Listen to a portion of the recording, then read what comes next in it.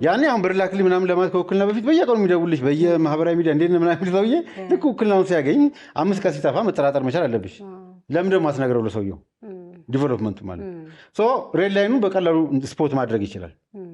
ሁለተኛ ቼክ ማድረግ ይችላል እኮ እንትን ሲል የሚያውቀው ነገርም ሊሆን ይችላል። አንተ እንደዚህ እንደተብሏል እንዳልተባለ ኢሚዲየትሊ ሻረው በቃ። አሁን የሚሆነው ነገር ምንድን ነው? ውክልና ሰጥቶ በአመቱ ነው የሚገናኙት።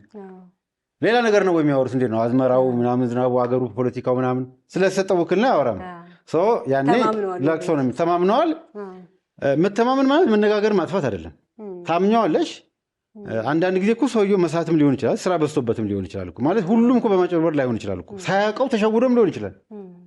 ይሸወዳልም እኮ ተወካይ እኮ እንደማንኛውም እንትን ማለት ነው። ችግሩን ግን አንደርስታንድ እንድታደርጊ ስለምታደርጊው ነገር ህጉ ላይ ሪፖርት አቅርብ ምናምን የሚሉ ነው።